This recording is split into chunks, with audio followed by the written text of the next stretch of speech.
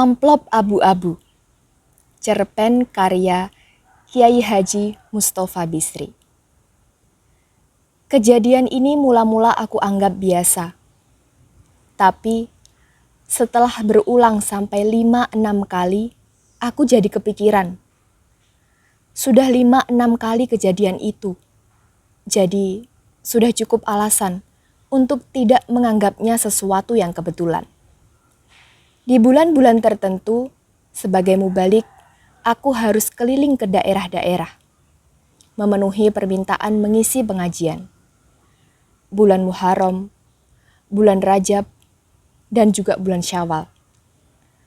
Belum lagi pengajian-pengajian dalam rangka walimah perkawinan, khitanan, dan lain sebagainya. Capek juga. Kadang-kadang ingin sekali aku menghentikan kegiatan yang menguras energi ini. Bayangkan, seringkali aku harus menempuh jarak ratusan kilometer. Dan tidak jarang, lokasi pengajian sulit ditempuh dengan kendaraan roda 4. Hanya untuk berbicara sekitar 1 jam. Kemudian, setiap kali pulang larut malam, galibnya menjelang subuh baru sampai rumah. Tentu saja, tak pernah ada yang menyambut kedatanganku. Anak istri masih tidur. Pengajian-pengajian yang begitu intens dan begitu tinggi volumenya itu sepertinya hanya masuk kuping kanan dan langsung keluar kuping kiri. Buktinya, mereka yang bakhil, ya tetap bakhil. Yang hatinya kejam, ya tetap kejam. Yang suka berkelahi dengan saudaranya yang masih tetap berkelahi, yang kebal terhadap penderitaan sesama, juga tidak kunjung menjadi peka. Yang suka menang-menangnya tidak insyaf. Pendek kata, seolah-olah tidak ada korelasi antara pengajian dengan mental mereka yang diberi pengajian.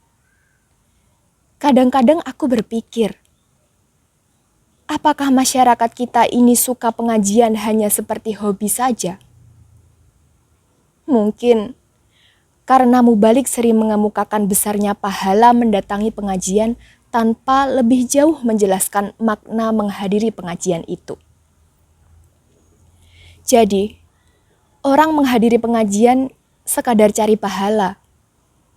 Yang penting hadirnya, tak peduli hadir terus tidur, melamun, ngobrol sendiri, atau hanya menikmati kelucuan dan keberanian mubaliknya. Kok tidak ada ya yang mensurvei kejadian ini? Misalnya, meneliti sejauh mana pengaruh ceramah agama terhadap perilaku masyarakat yang menerima ceramah.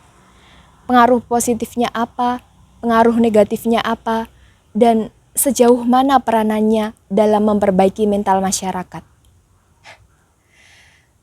Tapi baiklah, biarkan aku bercerita saja tentang pengalamanku.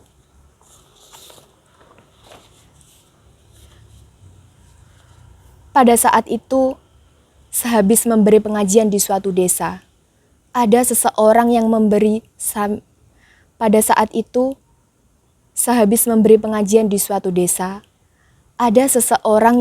salam tempel. Bersalaman sambil menyelipkan amplop berisi ke tanganku. Pertama, aku tidak memperhatikan. Bahkan, aku anggap orang itu salah satu dari panitia. Setelah terjadi lagi di daerah lain, yang jauh dari desa pertama, aku mulai memperhatikan wajah orang yang memberi salam tempel itu. Pada kali-kali lain setelah itu, di tempat yang berbeda dan berjauhan, kulihat memang yang memberi salam tempel orangnya yaitu saja.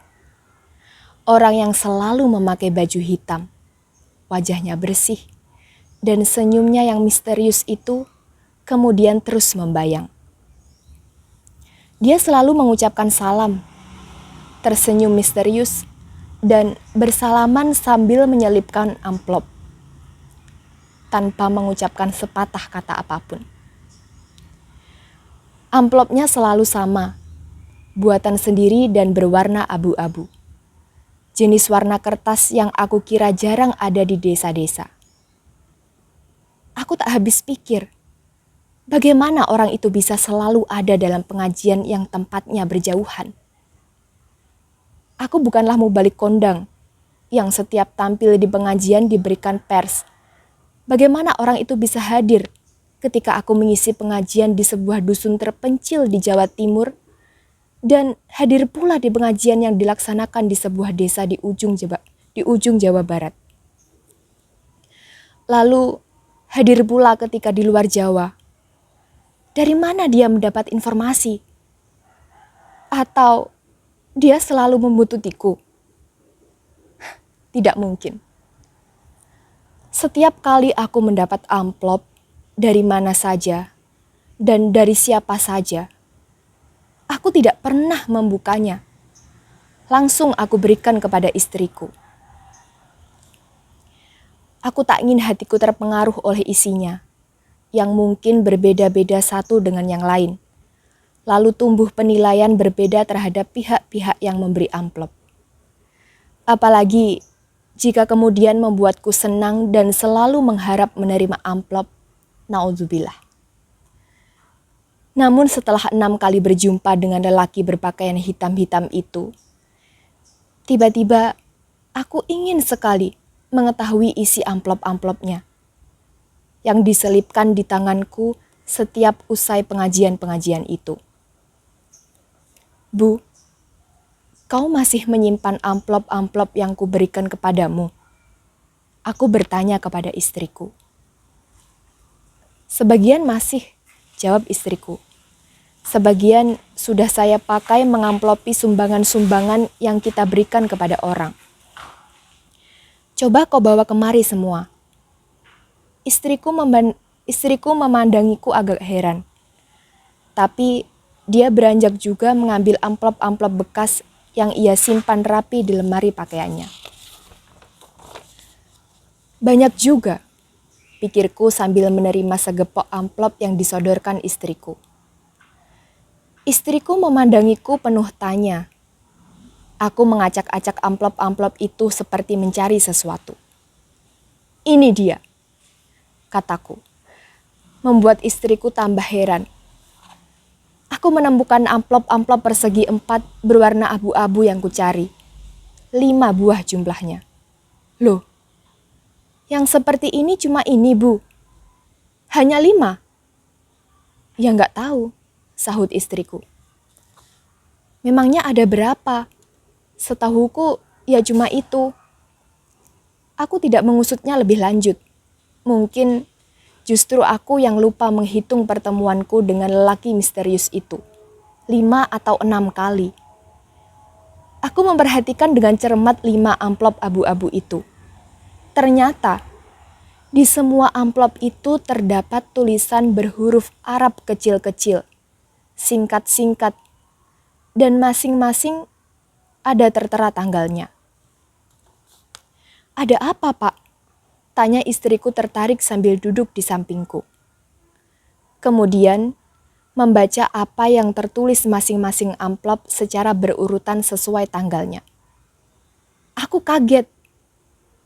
Semua justru nasihat untukku sebagai mubalik yang biasa menasihati orang. Aku pun menyesal. Mengapa amplop-amplop itu tidak aku buka pada waktunya? Amplop pertama aku baca. Ud'u ila sabi rabbika bihikmati wal mau'izatil hasanah. Ajaklah orang ke jalan Tuhanmu dengan bijaksana dan nasihat yang baik. Amplop kedua. Sebelum Anda menasihati orang banyak, sudahkah Anda menasihati Anda diri sendiri? Amplop ketiga. Amar ma'ruf dan nahi mungkar. Seharusnya disampaikan dengan cara yang makruf juga. Amplop keempat. Yasiru wala tu'asir. Berikan yang mudah-mudah dan jangan mempersulit. Dan amplop kelima. Ya ayyuhalladzina amanu lima taquluna ma la taf'alun. Hai orang-orang yang beriman, mengapa kamu mengatakan sesuatu yang kau sendiri tidak melakukannya? Besar sekali kebencian di sisi Allah, bahwa kamu mengatakan sesuatu yang kau sendiri tidak melakukannya. Aku mencoba mengingat-ingat apa saja yang pernah aku ceramahkan di tempat-tempat dan di mana aku menerima amplop-amplop itu. Ternyata aku tidak bisa mengingatnya. Bahkan, aku tidak ingat siapa saja yang aku bicarakan pada kesempatan-kesempatan lainnya. Ternyata aku lupa semua yang pernah aku katakan sendiri. Siapapun orang itu, atau jangan-jangan malaikat. Aku merasa berhutang budi. Sebagai mubalik, pekerjaanku hanya memberi nasihat. Jadi, memang jarang sekali aku mendengarkan nasihat. Aku sungguh bersyukur ada yang menasihatiku dengan cara begitu. Sehingga, sebagai mubalik, aku tidak perlu kehilangan muka. Aku jadi mengharap mudah-mudahan bisa bertemu lagi dengan lelaki berpakaian hitam-hitam dan berwajah bersih itu. Kau masih ingat isi dari amplop ini? Tanya istriku yang masih seperti kebingungan. Siapa yang tidak ingat amplop itu? Kalau yang lain mungkin aku lupa. Tapi amplop warna abu-abu itu aku tidak bisa lupa. Soalnya semua isinya sama, selalu Rp200.000. Kulihat lemari pakaian istriku terbuka. Dan dalam berhamburan uang-uang baru 100 ribuan, seolah-olah si lemari itu memang hanya uang saja. Istriku terpaku dengan mata terbelalak seperti kena sihir, melihat lembaran-lembaran uang yang terus mengucur dari lemarinya. Dalam takjubku, aku sendiri masih melihat sebuah amplop abu-abu ikut melayang di antara lembaran-lembaran uang itu. Aku segera menangkapnya. Nah, ini dia yang satu lagi. Jadi benar hitunganku, 6 kali aku bertemu lelaki itu. Inilah amplop yang ke-6. Tanpa mempedulikan istriku yang masih bengong memandangi lembaran-lembaran uang, aku amati amplop itu seperti mengamati amplop-amplop lainnya tadi. Dan ternyata di sini juga ada tulisan Arab kecil-kecil. Isinya adalah tentang terjemahan ayat. Kehidupan duniawi itu tidak lain hanyalah kesenangan yang memperdayakan. Tidak seperti amplop-amplop lainnya. Yang satu ini juga ada tertera nama dan tanda tangan, yaitu hamba Allah, Khidir. Tahun 1418, aku memang naik haji. Tapi, aku tidak ingat pernah bertemu lelaki berpakaian hitam-hitam dan berwajah jernih itu. Rasanya, di Arafah semua orang berpakaian putih-putih. Subhanallah.